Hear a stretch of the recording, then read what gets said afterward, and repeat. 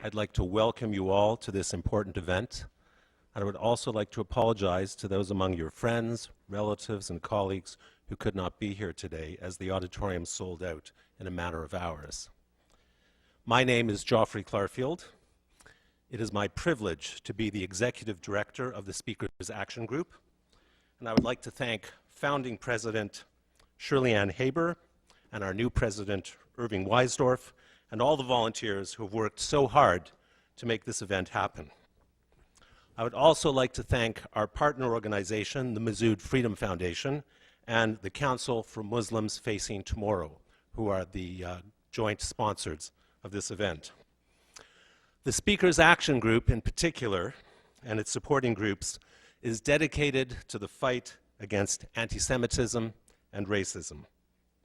But without freedom of speech, there could be no fight against anti-Semitism or racism. For we need freedom of speech to defend our rights. And as we will hear today, freedom of speech is most threatened where, ironically, it should be most free: in the media, in the colleges, in the universities of this country, as well as in other democracies. I would like to introduce the MC for this afternoon, Faith Goldie from the Rebel Media, an organization that is at the forefront of the fight for free speech in this country. I'd like her to introduce our two distinguished speakers, Professor Jordan Peterson and Dr. Norman Doidge. Faith, thank you so much for being here today.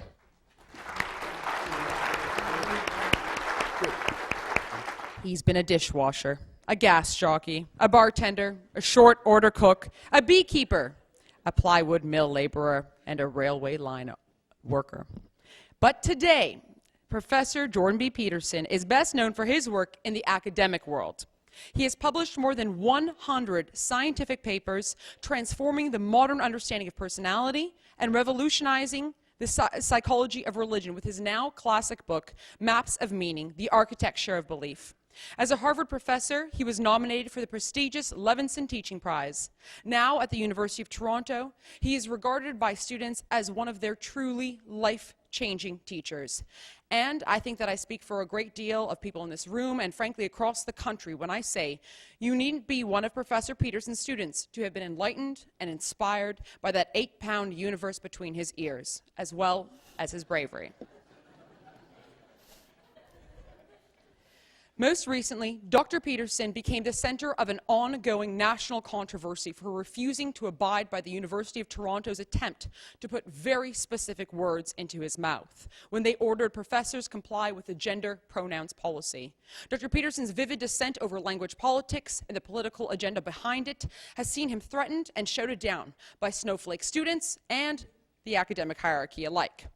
As a result of his public views on how political correctness violates freedom of speech and academic freedom in the West, Professor Peterson has become a cultural icon for liberty lovers and a long-awaited obstruction to the wayfarers on the long march of the institutions. Please join me in welcoming Dr. Jordan B. Peterson.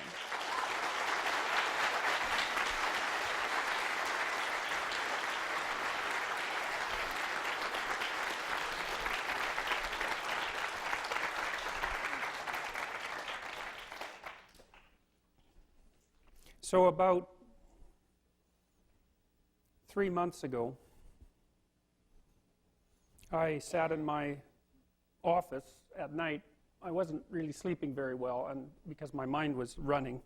And it was running because I had just read some policy documents on the Ontario Human Rights Commission website in relationship to Bill C-16, and at the same time I had heard that the University of Toronto HR and Equity Vice President had decided to make anti-unconscious bias training mandatory for her staff, which I find appalling, and still find appalling. And I would recommend that if any of you are asked or required to have your unconscious biases adjusted, that you might note to yourself that by agreeing to do so, you have agreed that you're guilty, and I wouldn't recommend that. Anyways, I was mostly trying to straighten out my thoughts on these issues, and that's usually what I do when I speak, because and I have a good reputation as a speaker, and I think there's two reasons for that. And one is I don't ever speak to a group. I always speak to individuals. I'm not speaking to the group.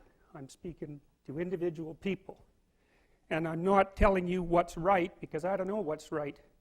What I'm trying to do is to formulate my thoughts more clearly. And it's helpful to do that in speech, even in front of an audience, because it's a dialogue with an audience. If you watch the individuals, then you can tell if they're following you, or mostly whether they're following you, if they can understand the line of the argumentation. And some of them will be shaking their heads, and some of them will be nodding, and some of them will be looking puzzled, in which case you have to kind of reformulate. And so, and that's how to think, and when you're speaking to people, it's okay to tell them what you know, but better to show them how you think.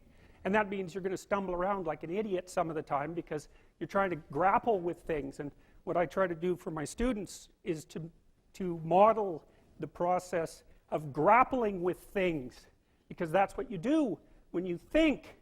And Norman pointed out that you can be right, or you can try to get smarter. And to be right, then you convince people that you're right, but to try to get smarter, you find out why you're wrong. And so I decided a long time ago that one of the ways to deal with my authoritarian tendencies, let's say, was to make friends with what I don't know instead of what I do know. And that's a whole different way of looking at the world, and it's got its pain, because you're always trying to figure out more or less why you're a biased moron, and that's a very long list of you have a very long list of reasons for that, and then you have to find out why you're wrong. And as a short-term mechanism for attaining psychological stability, I wouldn't recommend it. But as a long-term process where you're trying to make things work better in the medium to long term, then it's the only way. But it's easy to sacrifice the future for the present, although it's kind of the reverse of the way you should do things. So anyways, I made these videos, pretty amateur videos, and the lighting wasn't very good, and there was a bunch of things wrong with them. And but one of the things I've been wondering about for the last 3 months is just what happened? Like, what's going on here? This is crazy. And I've been accused of a lot of things, some of which are no doubt true, but I've been accused of being a racist and being a transphobe, and what else?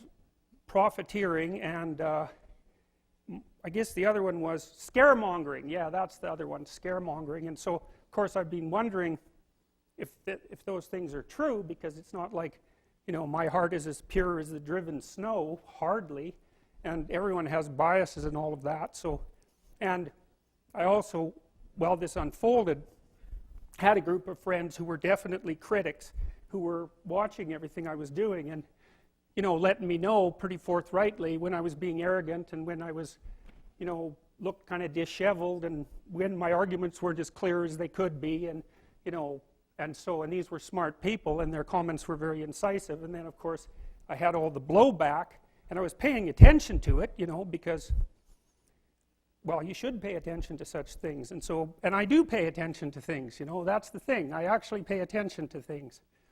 And if I'm embroiled in a controversy, even if it's a problem in my home, I try to get to the damn bottom of it. And the bottom of things is not a pretty place to look. And so, when you're arguing with someone at home, even someone you love, you'll notice that your argument can get out of hand, pretty quick. So if you're arguing with your wife or your husband, and it depends on how volatile you are, of course. But, you start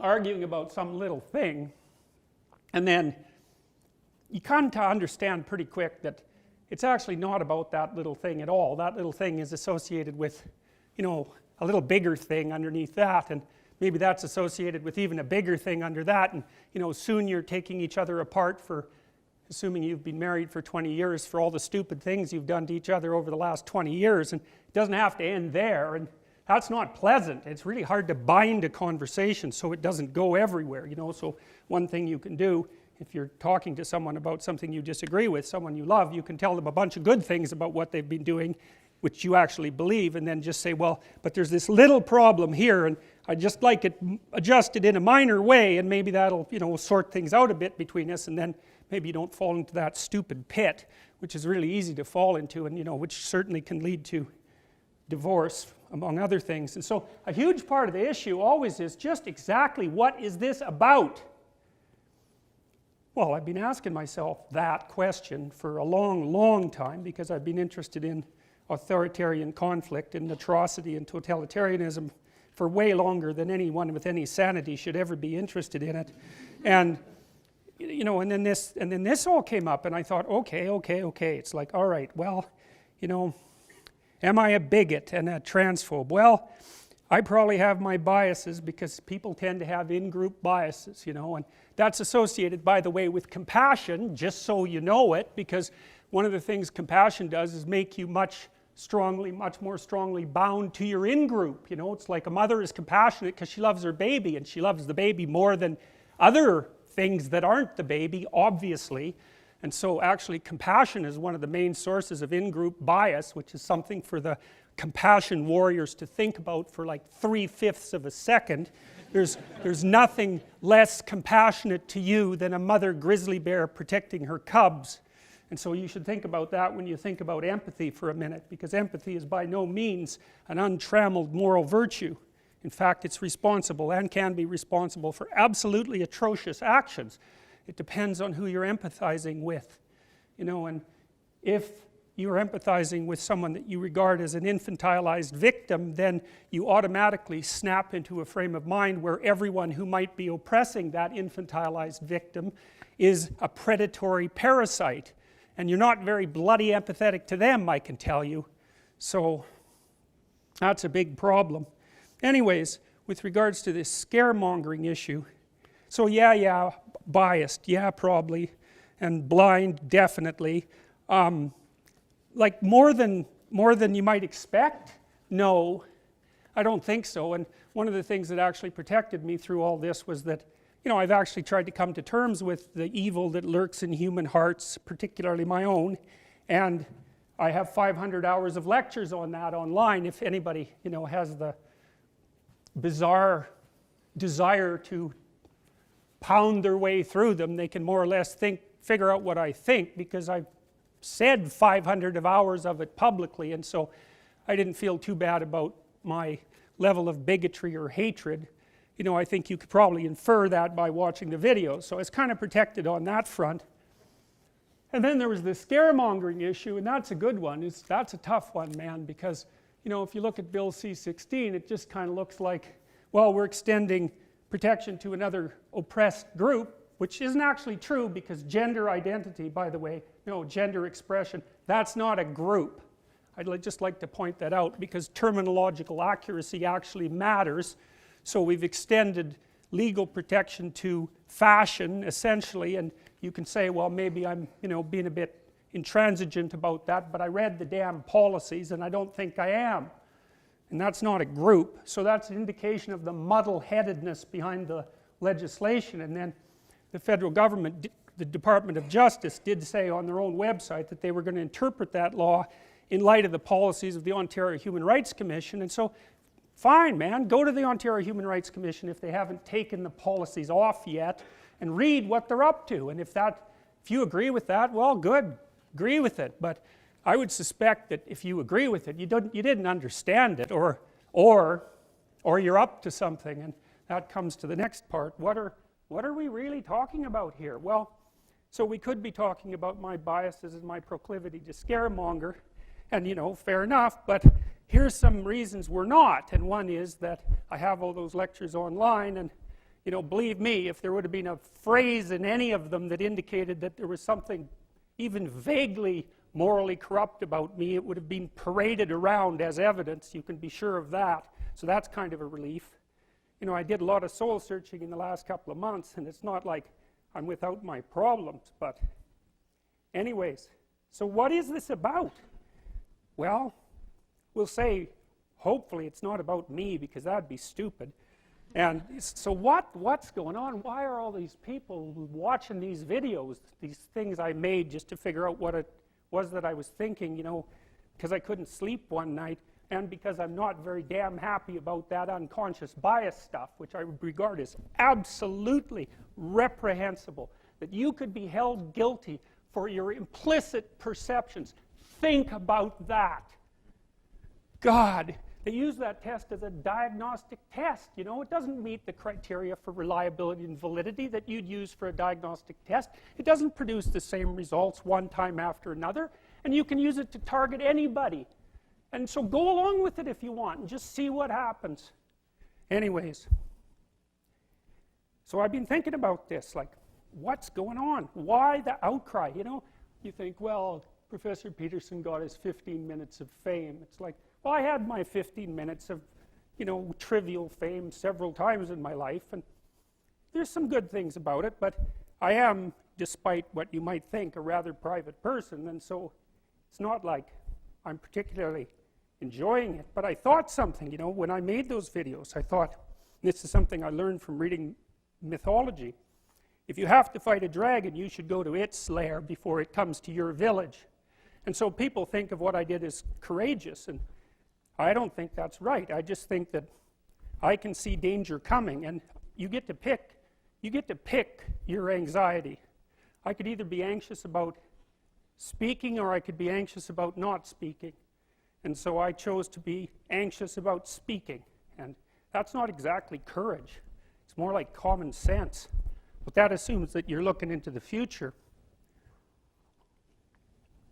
So you might say, well, what gives me any special power to look into the future? And hey, that's a good question. I mean, God only knows what's going to happen in the next few years. You know, I did read today, this is cool, 250,000 people will be lifted out of absolute poverty today, and 300,000 more will be connected to electricity.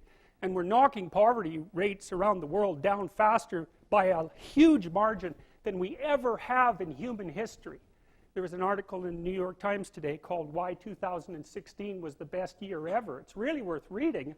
I concluded the same thing. I worked for a UN committee a couple of years ago, and I was looking at, you know, what was going to happen down the road, and everything I kept reading was, well, wow, we're getting rid of polio, we're getting rid of elephantiasis, which you really don't want to have, we're getting rid of guinea worm, we're getting rid of polio, we're knocking malaria back into the swamps from where it comes, we're lifting people out of poverty. It's like, man, we're doing a lot of good things. You'd sure never guess that by the way we treat ourselves. So anyways, so what's going on? Okay, so I thought, well, I better think about this. I've been thinking about it a long time. So, you know, the right wing is really hard on the Frankfurt School. You know, in the Frankfurt School were these kind of neo-Marxist guys who combined Marxism with Freudianism in the 1940s, and they were avowed neo-Marxists, you know, so it's not like I'm making an accusation. And they were kind of anti-system type people and all of that. But I think to lay what's happening at the universities and in the broader culture itself at the feet of the Frankfurt School is insufficient. I really think that it's primarily a consequence of the French intellectuals who, and this is obviously an oversimplification, who emerged out of Marxism in the early 1970s and produced postmodernism. Now, the thing about the postmodernist types is they're nested inside Marxism. They say that straight out. I'm not inventing this. You read Derrida, who's like the joker at the head of the postmodernist movement, and I mean joker because he's an intellectual clown, and that doesn't mean he's stupid, because he is not stupid, not at all. These people are not stupid. They know exactly what they're doing. They know precisely what they're doing. They're a hell of a lot more educated about what they're doing than you are, unless you happen to be one of them. And they mean exactly what they say, just like people always do when they tell you what they're going to do, or they write it down. And they say straight out on their websites, say the women's studies websites, we think the patriarchy is an oppressive structure that should be broken down to its core, and they mean core conceptions. It's not just social, it's linguistic, philosophical, and attitudinal. It should be broken down, wiped out, and restructured from the bottom up, and they mean that. So when it's not accidental, any of this, and I know it sounds like a bloody paranoid conspiracy theory, but you know, I've always been of the idea, especially from reading Jung, that people don't have ideas, ideas have people.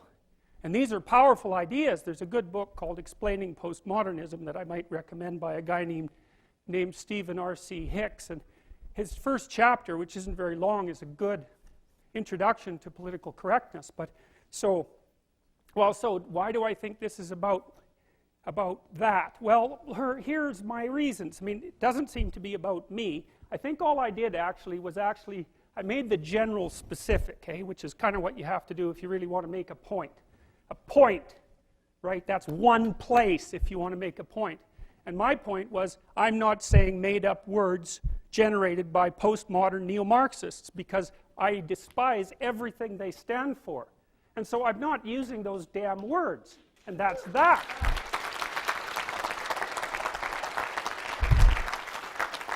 And it's not like I have something against transgender people. I'm sure some of them are lovely people and some of them aren't. You know, and so they can do whatever they want as far as I'm concerned, as long as they can do whatever they want as far as I'm concerned, as long as I'm not forced to go along with the most radical representatives of them who don't even speak for them anyways. I've got like 20 letters from transsexual people supporting what I've done, and like none opposing it. You know, one of the things that's kind of cool is I've only got 3 hate letters. I thought 3? Jesus, you guys aren't trying very hard. Like, and I got like 1,000 letters of support. And if you go on YouTube, where I'm radically overrepresented, and you look at the comments and the likes and the dislikes, it's about the same ratio. It's like likes to dislikes is like about 100 to 1, and almost all the comments are positive, which, you know, could easily be a selection bias, and probably is, but, you know, it still means that there's quite a few people who think that what I'm doing is sort of okay as far as they're concerned, and so that's important. So, anyways, we need to talk a little bit about postmodernism. Okay, so let's go back to France in the end of the 1960s. So, and this is, of course, an oversimplification, and I'm sure I'm wrong about some of it because, you know, it's not exactly my field of speciality, this sort of sociology. I'm more of a scientist type, and if I read philosophy, I tend not to read second-rate philosophy, and so I've tried to avoid the postmodernists to some degree because their incoherency is one of the least of their sins, but they don't care about that. No, you've got to understand, man. It's modernists and Enlightenment people and even traditionalists who care about coherency. The postmodernists don't believe in coherency. They don't believe in, and I'm not making this up, this is part of their philosophy. They don't believe in logic. You know, Derrida says straight out that Western society is phallo-logocentric, by which he means male-centered and privileging the idea of logic.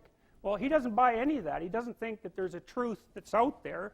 He doesn't believe that individuals can reach any sort of truth by thinking. He certainly doesn't believe that we can move towards truth in dialogue, because that's dialogic, right? There's none of that. You wonder, well, why do the postmodern types keep other thinkers off the campus? Well, it's not because they're afraid. Well, although some of them are, but they use their fragility as a mask for their, you know, their underlying philosophical and political interests. They do that fragmentarily. It's not like every social justice warrior is a, you know, sword-carrying postmodernist, but the ideas are fragmented and distributed among them like they're distributed among a mob. And if you put the whole mob together, you get the whole postmodernist thing happening at the same time, and that's how ideas have people instead of the other way around. Anyways, forget about logic.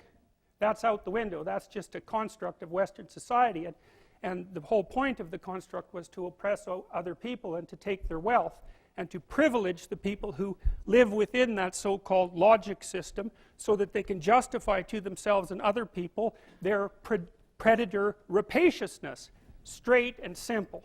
And that's partly because postmodernism was influenced by Marxism, and of course that's what the Marxists think about any situation where there's a, let's call it a power status differential. The people at the top are only there because they've stole everything from the people at the bottom.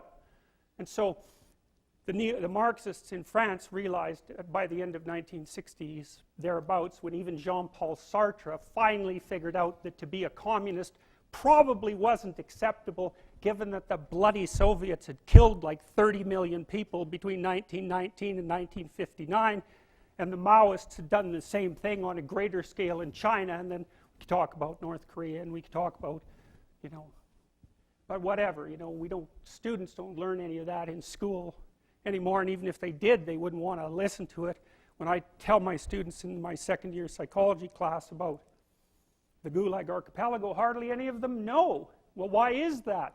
Well, it's because they haven't been taught it. Why is that? Well, see if you can figure it out.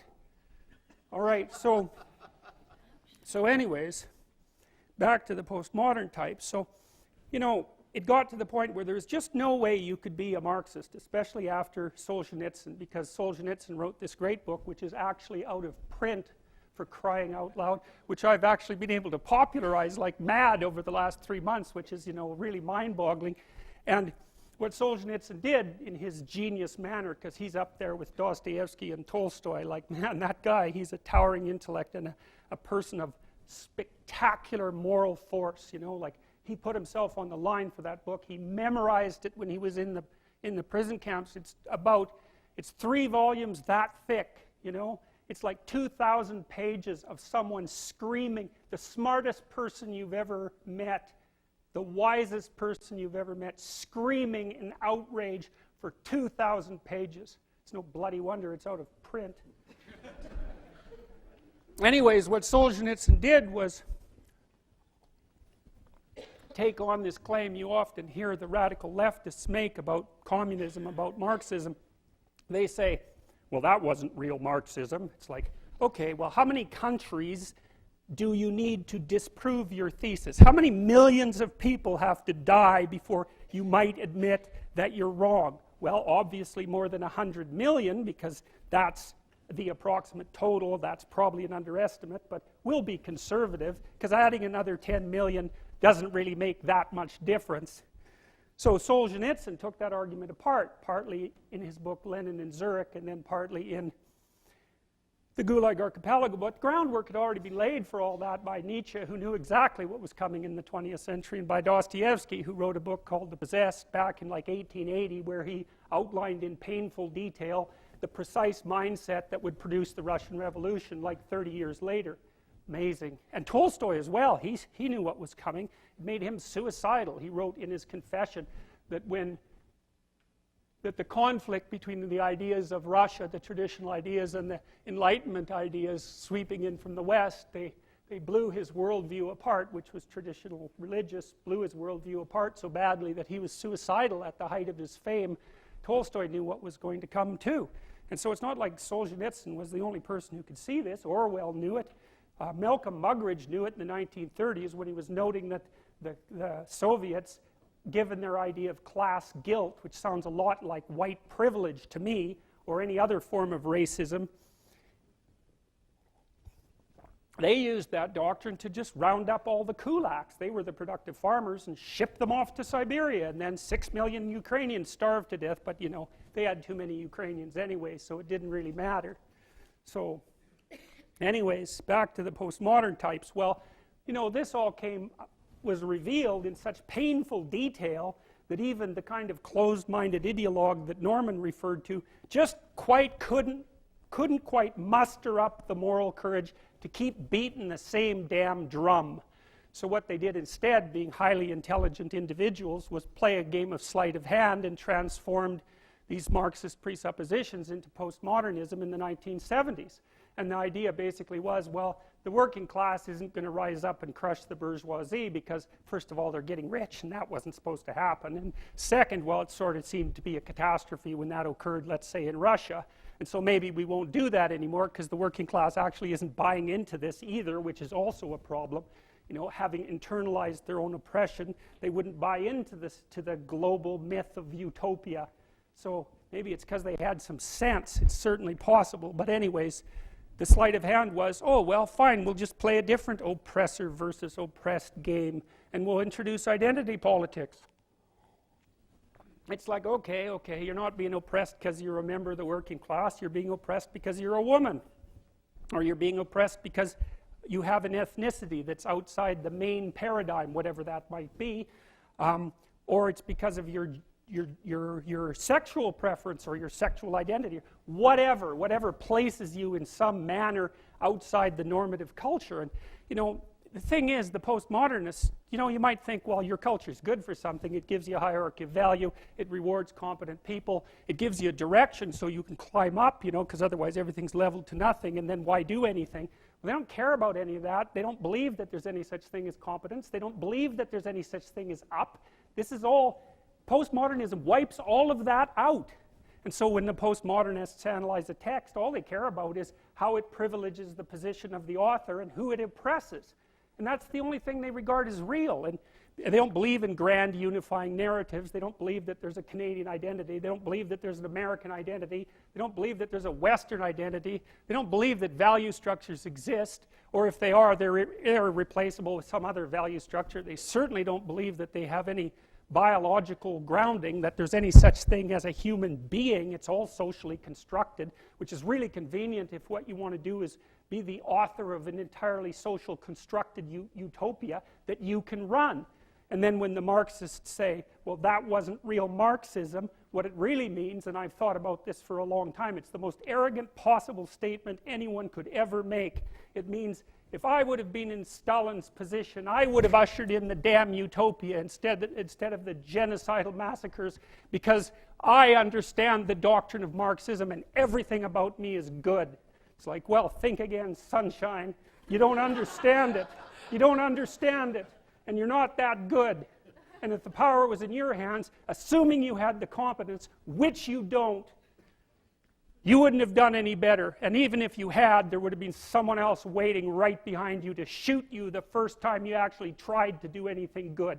And that's what happened to all the old guard who ran the damn revolution. Stalin rounded them all up and shot them, along with their families and millions of other people.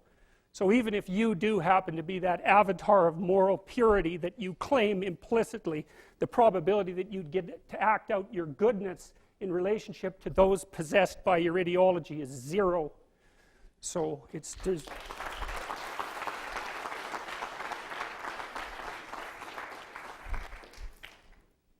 So, you know, you think, well, why are these postmodernists doing what they're doing? Why do they oppose the patriarchy? Here's a question. Why don't the feminists complain about Saudi Arabia? It's like,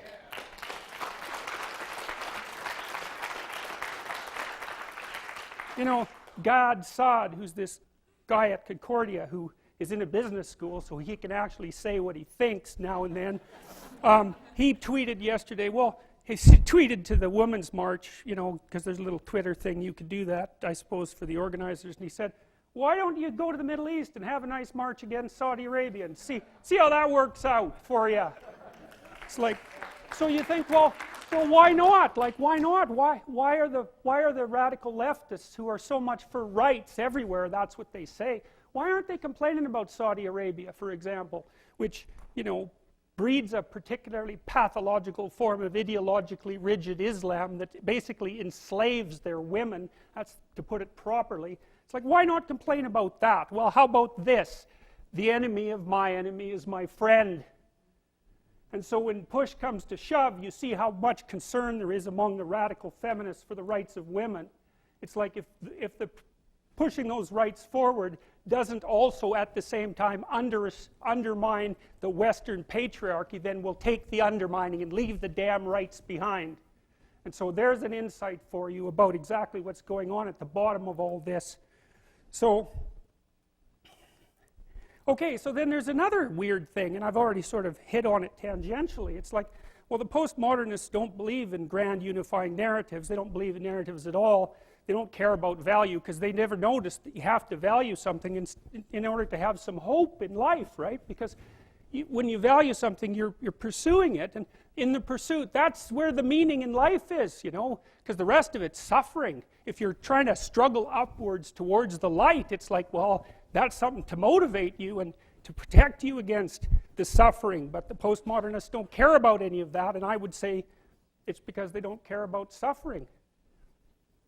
So, all right, so here's the final question. It's like, well, if the postmodernists don't care about grand unifying narratives and they don't believe in identity, why in the world are they willing to believe in gender identity and sexual identity and racial identity and ethnic identity? And the answer to that is, well, they can't, but they don't care because coherence isn't on their agenda. And besides that, when push comes to shove, their postmodernism is nested inside a deeper Marxism, and so when the postmodern narrative doesn't suffice, say, to push forward the idea that Western civilization should be overturned, they just revert back to the overarching Marxism and say, well, those people are oppressed and that's a bad thing. It's like you might say, well, you're a postmodernist. It's like, you don't believe in any of that. And they say, well, yeah, I'm only a postmodernist this deep, but underneath that there's a Marxism, and I can always rely on that to fill in the gaps, and that's exactly what's happening. So that's what's happening as far as I can tell. And so why do I believe this? Well, there's a little war going on in our culture. Maybe it's not so little. I put my finger on it, and I wouldn't recommend that, by the way. Because, okay, you explain it, man. You explain why, like, 3 million people have watched the U of T free speech rally, and I think 7 million people downloaded the Joe Rogan podcast, and it's like crazy. It's crazy. There was 180 newspaper articles about this. It was news for 4 months. Why? Who cares what I think? God, I don't even care that much about what I think.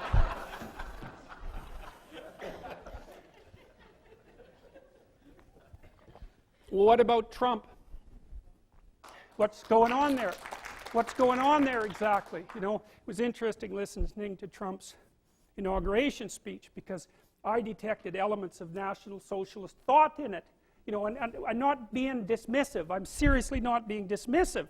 But when you radically activate on the side of the left, you call forth compensatory forces, and they're not in your control. And like Trump opened his speech, you just read it, he sounds like a 1950s socialist. He's going to use the power of the state to bring the industry home, to produce a lot of infrastructure. It's a state-business unity with the state in charge. And then at the end of his speech, which is where he stops being at least the international kind of socialist, he says, well, borders are really important, and so is national identity. And, he does embed that within belief in God, which is probably a good thing, assuming that he's serious about that. But, the fact that Trump was elected, and that there was such a fight between him and the Clintonites, and that the Clintonites were playing identity politics instead of speaking for the working class, who then Trump co-opted, like he should have, there's a war going on there. And then, well, what about Brexit? What's going on there? And what about France with Marine Le Pen? And what about Holland with Wilders? Watch it. We're in a chaotic time, and I've got letters from people all over the world who tell me how they can't say what they think. It's like, oh, well, that's not very good. And they're kind of happy with me because maybe they think that I emboldened them in some way, and so good for that, hypothetically. And most of the people who wrote me, the overwhelming majority, were reasonable, so I'm pretty happy about that too. And maybe I'm wrong about my damn diagnosis, because, like, what do I know? But I do have this proclivity to get to the bottom of things. And what's at the bottom of this is an ideological war, or philosophical war. It's even deeper than that. It might even be deeper than a philosophical war, which is something that's more like a metaphysical or theological war. It depends on how far down you look. And the postmodernists know exactly what they're doing. This isn't accidental. Of course you shut down speakers you don't agree with, because you can't have a dialogue with them then anyways, because human beings can't have dialogue. There's no such thing as a human individual. There's no such thing as truth. Here's the postmodern world. It's the Hobbesian nightmare. It's everyone against everyone else, except it's not individuals, it's groups. And you're stuck in your damn group, and it's the only thing about you anyways that's relevant, which is why we might base our hiring on it, for example. And you're oppressed, and even if you don't know it, it's only because you've internalized it, and it's the only thing that's real about you anyways. And I can't talk to you because I'm in my own little silo of privileged belief, and besides, we can't use logic because that doesn't exist, and so you're in a group and I'm in a group, and all we can do is have a war. Or we can talk, but we don't get to talk, because you can't talk if you're a postmodernist, because speech is just chatter. So when it's just chatter that supports the people in power, that's how they think. And so the whole world is this little armed war of identity group against identity group against identity group. And you shut down people who don't agree with you, because why should you let them talk? You don't believe in any of the reasons why you would let someone talk. So this isn't accidental. It's not because they're afraid, although it's also because of that. They hijack, fear. They hijack compassion. They make anyone who puts forward an alternative view into a terrorist of ideas, and someone who's heartless at the core, which is really incredibly intelligent. It's such a good strategy.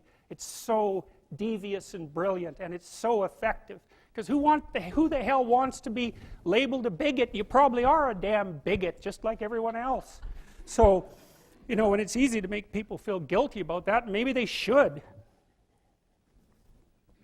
So anyways, what's going on? Well, that's what's going on. And so what do you do about it? Well, I don't know what you do about it, but I have a theory, and that's one I've been working on for like 40 years. So one of the problems with postmodernism, and I'm going to take 5 minutes, and then we're done. One of the problems with postmodernism is that, and this is a big problem, like this is a fatal problem, apart from the fact that it's incoherent and there's no value structure in it, and it's fundamentally divisive and destructive. There's a logical problem with it too that's even worse. And so you might be noticing that the LGBT set of acronyms keeps growing, eh? And it's kind of a form of its own parody in some sense. It's like, well, I'm oppressed. It's like, yeah, you are. And well, I'm oppressed too. Yeah, you're also oppressed. And maybe I'm even oppressing you, being part of this other marginalized group, but at least we share our oppression. Well, I'm also oppressed. Well, so am I. I'm oppressed too. It's like, okay, so here's a problem. There's a big problem here. The problem is, it's true. You're oppressed, you're oppressed, you're oppressed, you're oppressed. God only knows why. Maybe you're too short, or you're not as beautiful as you could be, or your grandparent was a serf, likely, because almost everybody's great-grandparent was. It's like, and you're not as smart as you could be, and you have a sick relative, and you have your own physical problems, and it's like, frankly, you're a mess. And you're oppressed in every possible way, including your ancestry and your biology, and the entire sum of human history has conspired to produce victimized you with all your individual pathological problems. It's like, yes, true. Okay, but the problem is that it is true. And so if you take the oppressed, you have to fractionate them and fractionate them. It's like, you're a woman. Yeah, okay, well, I'm a black woman. Well, I'm a black woman who has 2 children. Well, I'm a black woman who has 2 children, and one of them isn't very healthy. And then, well, I'm a Hispanic woman, and I have a genius son who doesn't have any money so that he can't go to university. And, I had a hell of a time getting across the border. It was really hard on me to get my citizenship. My husband is an alcoholic brute. It's like, well, yeah, that sucks too. And so, well, so let's fix all your oppression. And we'll take every single thing into account, and then we'll fix yours too. We'll take every single thing into account. It's like, no, you won't, because you can't. You can't. It is technically impossible. First of all, you can't even list all the ways that you're oppressed. Second, how are you going to weight them? Third, who's going to decide? And that's the bloody thing. Who's going to decide? That's the thing. Well, what's the answer in the West? It's like, in free markets, oh yeah, Christ will never be able to solve this problem. No one can solve it. What are we going to do about that? We're going to outsource it to the marketplace. You're going to take your sorry, pathetic being, and you're going to try to offer me something that maybe I want. And I'm going to take my sorry, pathetic being, and I'm going to say, well, all things considered, as well as I can understand them, maybe I could give you this much money, which is actually a promise, for that thing. And you've packed all of your damn oppression into the price. And I've packed all my oppression into the willingness to pay it. And that solution sucks. It's a bad solution. But compared to every other solution, man, it's why 10% of us have freedom. And so there's a tremendous illogic at the bottom of this. It's like, you have to fractionate the oppressed all the way down to the level of the individual. Well, that's what the West figured out. There's a couple of figures who are at the mythological roots of our culture, and people get upset with me because I bring in religious themes, but I understand some things about mythology and religion. And it's not an accident that the axiomatic Western individual is someone who was unfairly nailed to a cross and tortured. It's like, yes, right, exactly. So what do you do about that? Well, I thought about that for a long time too. It's like, well, you don't get together in a damn mob, because all that does is allow you to be as horrible as you could possibly imagine and suffer from none of the consequences. That's a bad idea. So how about we don't do that? Well, there's a deep idea in the West too. It's like, pick up your damn suffering and bear it and try to be a good person so you don't make it worse. Well, that's a truth. You know, I read a lot about the terrible things that people have done to each other. You just cannot even imagine it. It's so awful. So you don't want to be someone like that. Now, do you have a reason to be? Yes. You have lots of reasons to be. God, there's reasons to be resentful about your existence. Everyone you know is going to die. You know, you too. And there's going to be a fair bit of pain along the way, and lots of it's going to be unfair. It's like, yeah, no wonder you're resentful. It's like, act it out and see what happens. You make everything you're complaining about infinitely worse. There's this idea that hell is a bottomless pit, and that's because no matter how bad it is, some stupid son of a bitch like you could figure out a way to make it a lot worse. So you think, well, what do you do about that? Well, you accept it. That's what life is like. It's suffering. That's what the religious people have always said. Life is suffering. Yes. Well, who wants to admit that? Well, just think about it. Well, so what do you do in the face of that suffering? Try to reduce it. Start with yourself. What good are you? Get yourself together for Christ's sake, so that when your father dies, you're not whining away in a corner, and you can help plan the funeral, and you can stand up solidly so that people can rely on you. That's better. Don't be a damn victim. Of course you're a victim.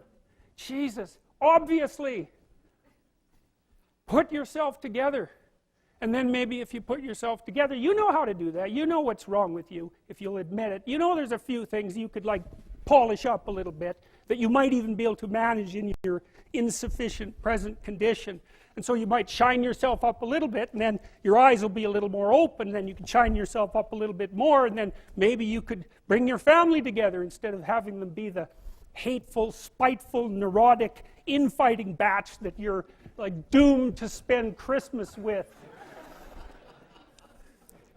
So then you fix yourself up a little bit, kind of humbly, because, you know, God, you're a fixer-upper if there ever was one.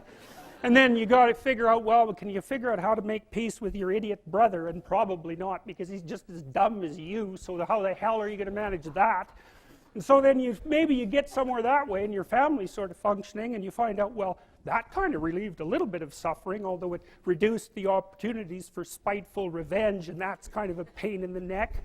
And so then you get your family together a little bit, and you're a little clued in then, at least a bit, because you've done something difficult that's actually difficult. You're a little wiser, and so then maybe you could put a tentative finger out beyond the family and try to change some little thing without wrecking it.